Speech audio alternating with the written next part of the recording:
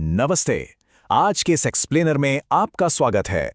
आज हम डिकोड करने वाले हैं एक ऐसी शानदार इंजीनियरिंग को जो हमारी आधुनिक कारों की राइड को एकदम मक्खन जैसा स्मूथ बनाती है। हम बात कर रहे हैं सीवीटी यानी कंटिन्यूअसली वेरिएबल ट्रांसमिशन की।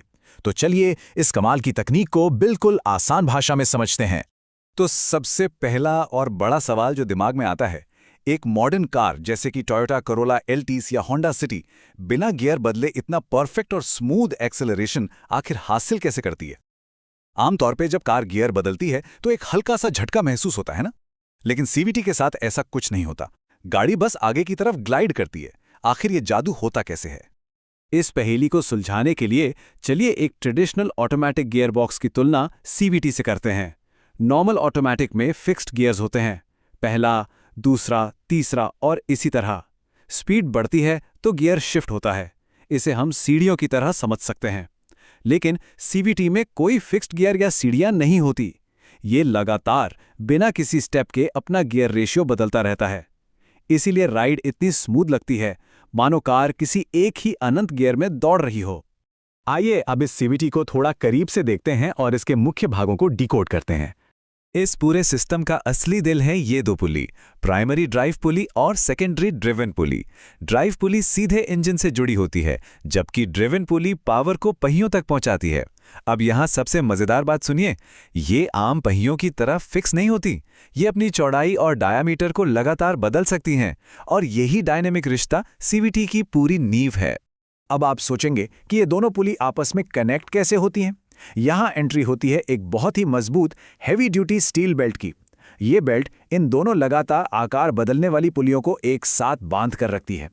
इसका सबसे क्रूशियल काम है इंजन की पावर को ड्राइव पुली से ड्रिवन पुली तक और फिर पहियों तक बिना रोके ट्रांसफर करना। बिल्कुल किसी फिल्म की तरह इन मेन हीरो के साथ एक जबरदस्त सपोर्टिंग कास्ट भी होती है। पर्दे के पीछे एक हाइड्रोलिक सिस्टम होता है जो ऑयल प्रेशर से पुलियों का आकार कंट्रोल करता है। फिर है ECU यानी गाड़ी का दिमाग, जो स्पीड पर नजर रखता है। इन सब के साथ एक बेहद खास CVT ऑयल काम करता है, और शुरुआत में गाड़ी को बिना झटके के स्टार्ट करने के लिए एक टॉर्क कन्वर्टर भी मौजूद रहता है। इतनी सारी टेक्निकल बातों को चलिए एक बहुत ही आसान साइकिल वाले उदाहरण से समझते हैं। याद है जब साइकिल को किसी चढ़ाई पर ले जाना होता है, हम आगे वाला गियर छोटा और पीछे वाला बड़ा रखते हैं, जिससे ज्यादा खींचने वाली ताकत यानी टॉर्क मिलता है, और तेज रफ्तार के लिए आगे का गियर बड़ा और पीछे का छोटा कर देते हैं। सीवीटी बिल्कुल हूबहू यही काम करता है, बस फर्क इतना है कि ये हाइड्रोलिक प्रेशर और बेल्ट की मदद से खुद ब खुद तय करता है कि गाड़ी को टॉर्क चाहिए या टॉप स्पीड। चलिए अब देखते हैं कि असल दुनिया में एक रुकी हुई गाड़ी से लेकर हाईवे तक ये सीवीटी स्टेप बाय स्टेप काम कैसे करता है। तो प्रक्रिया कुछ यूं होती है। पहला स्टेप, जैसे ही कार स्टार्ट होती है, इंजन ड्राइव पुली को घुमाना शुरू करता है। दूसरा स्टेप, कम स्पीड पर ड्राइव पुली छोटी रहती है और ड्रिवन पुली बड़ी हो जाती है। इससे वो साइकिल वाले उदाहरण की तरह ही भारी टॉर्क मिलता है। और तीसरा स्टेप, जैसे जैसे रफ्तार बढ़ती है, हाइड्रोलिक प्रेशर बिना किसी रुकावट के पुलियों का आकार बदल देता है। अब ड्राइव पुली बड़ी और ड्रिवन पुली छोटी हो जाती है, जिससे बिना गियर बदले हाई स्पीड मिलती है। इस पूरी कहानी का सबसे शानदार हिस्सा है इसका कंटिन्यूअस रेशियो चेंज। क्योंकि इसमें कोई फिक्स्ड गियर नहीं होते, बदलाव बिल्कुल अनंत और एकदम स्मूथ होते हैं। इसका फायदा, इंजन हमेशा अपने सबसे एफिशिएंट RPM पर काम करता है, मतलब शानदार माइलेज और गियर शिफ्ट होने का जीरो झटका, बिल्कुल जीरो। अब जब इंजीनियरिंग इतनी शानदार है तो चलिए इसके फायदे, नुकसान और कुछ अनोखी बातों का भी निष्पक्ष विश्लेषण कर लेते हैं। शुरुआत करते हैं एक बहुत ही दिलचस्प क्वर्क से, जिसे रबर बैंड इफेक्ट कहते हैं। अगर किसी ने सीवीटी कार को जोर से एक्सेलरेट किया है तो उसने ये जरूर महसूस किया होगा। होता क्या है कि जब एक्सेलरेटर दबाते हैं तो इंजन का RPM और आवाज तुरंत बढ़ जाती है, लेकिन गाड़ी की असली स्पीड को उस आवाज से मैच करने में थोड़ा सा समय लगता है, बिल्कुल एक रबर बैंड को खींचकर छोड़ने जैसा। कुछ लोगों को ये थोड़ा अजीब लग सकता है।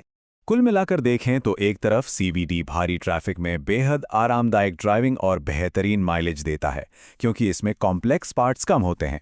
लेकिन दूसरी तरफ इसे एक खास तरह के सीवीटी ऑयल की सख्त ज़रूरत होती है। अगर कोई खराबी आ जाए तो इसे रिपेयर करना काफ़ी महंगा पड़ सकता है।